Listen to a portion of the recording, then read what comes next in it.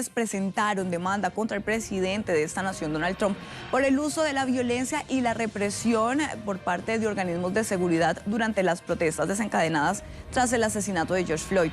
La Unión Estadounidense por las Libertades Civiles y el movimiento Black Lives Matter dirigieron la demanda contra Trump y el fiscal general William Barr, quienes, según las organizaciones sociales, han promovido una política que viola los derechos constitucionales y la libertad de expresión.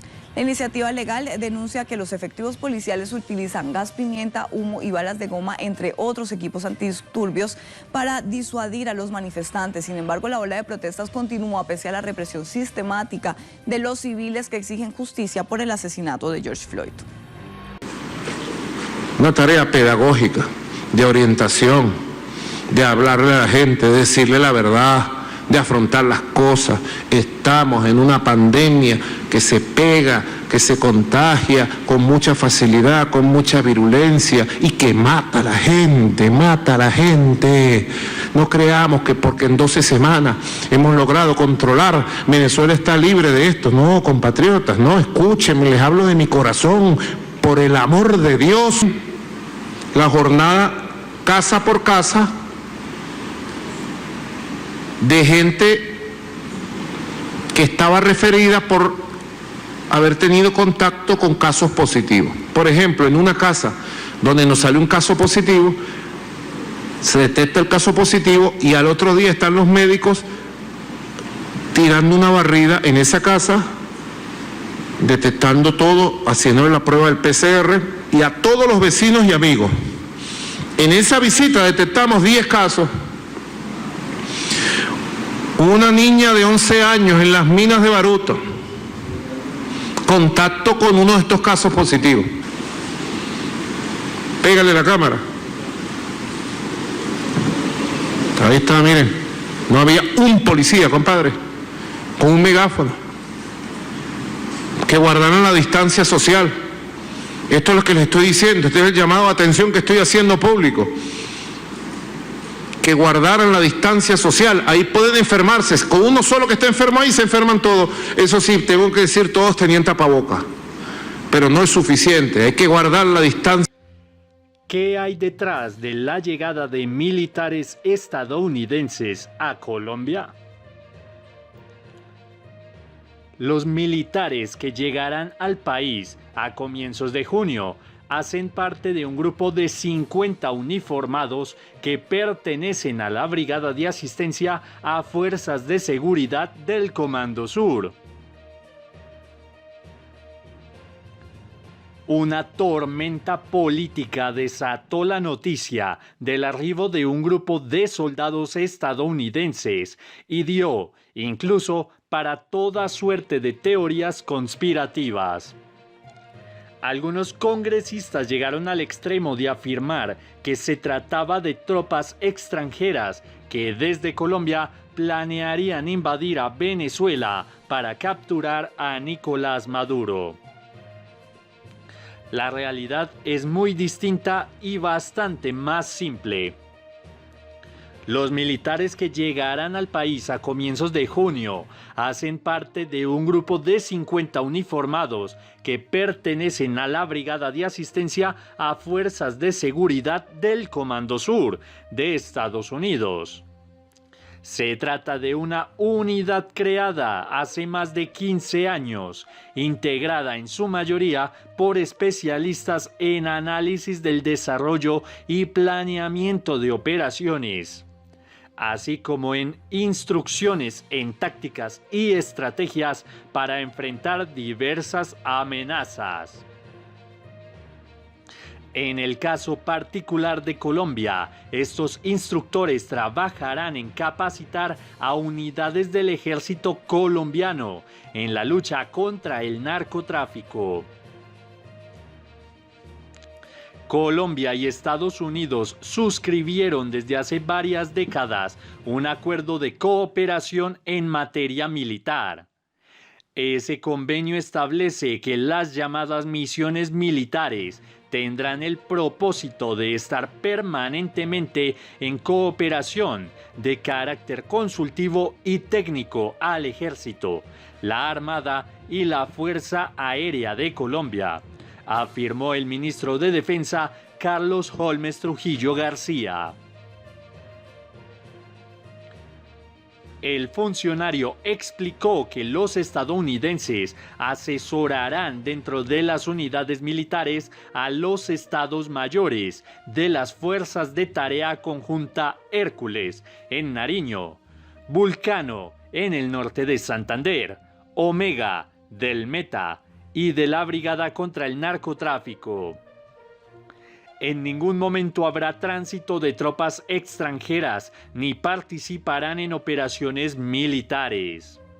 Las operaciones militares las desarrollan exclusivamente las tropas colombianas. Se trata de un grupo de élite netamente de carácter consultivo y técnico, dijo Trujillo. Lo hizo al salirles al paso a las declaraciones de parlamentarios que reclamaban que el Congreso debería aprobar el tránsito y permanencia de tropas extranjeras en el país. Esta unidad viene a asesorar en procedimientos y tácticas que permitan mejorar la lucha contra el narcotráfico. Su presencia en Colombia tendrá una duración de alrededor 4 meses, en los cuales centrarán sus esfuerzos en 4 zonas del país que han sido priorizadas por el gobierno nacional, afirmó el comandante de las fuerzas militares, general Luis Fernando Navarro.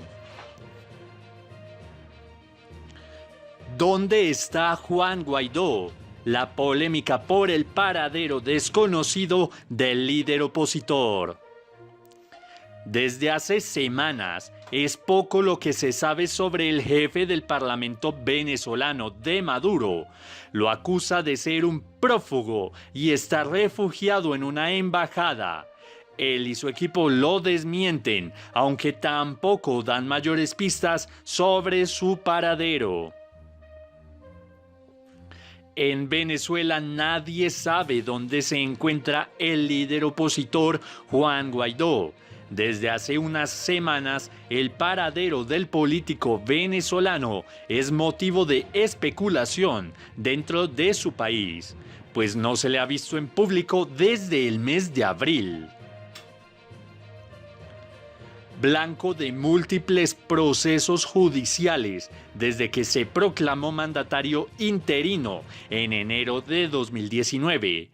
Aunque no se conoce que exista una orden de detención contra él, Nicolás Maduro aseguró que Guaidó, a quien se refiere como prófugo de la justicia, se encontraba escondido en una embajada en Caracas.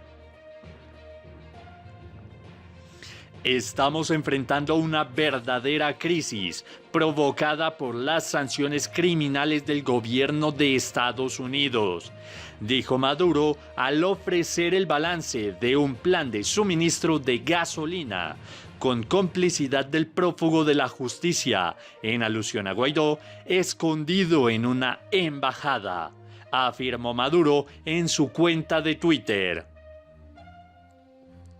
Días después, el canciller Jorge Arreaza entregó más detalles sobre el paradero de Guaidó y sugirió que el opositor estaba en la embajada de Francia, de la capital venezolana.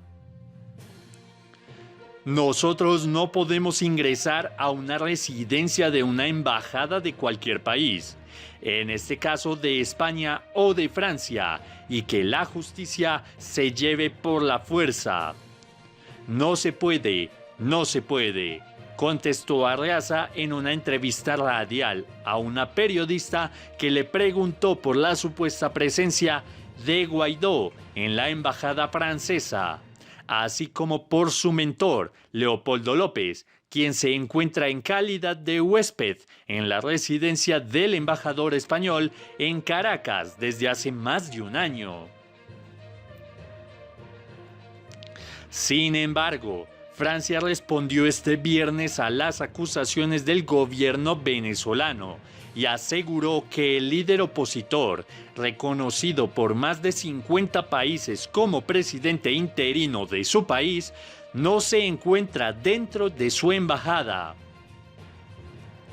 Juan Guaidó no se encuentra en la residencia de Francia en Caracas, subrayó la portavoz del Ministerio francés de Exteriores, que añadió que se lo hemos confirmado varias veces a las autoridades venezolanas. La portavoz, que respondía a varias preguntas de la prensa sobre esta cuestión, insistió en que los esfuerzos en que ese país debe encaminarse a lograr es en una solución política a la crisis que vive políticamente. El líder opositor venezolano es buscado por las autoridades venezolanas por su presunta implicación en las dos fallidas incursiones con mercenarios el pasado mes de mayo, que se saldaron con al menos 8 muertos. El esquema de venta de combustible complica conseguir gasolina para los venezolanos. Suman 6 días desde que se anunció un nuevo esquema de precios de la gasolina en Venezuela. El combustible se vende en dólares y para obtenerlo las personas deben sumarse a kilométricas filas, donde muchas veces pasan la noche para llenar el tanque. La crisis de combustible coincide con la cuarentena y no parece aliviarse con el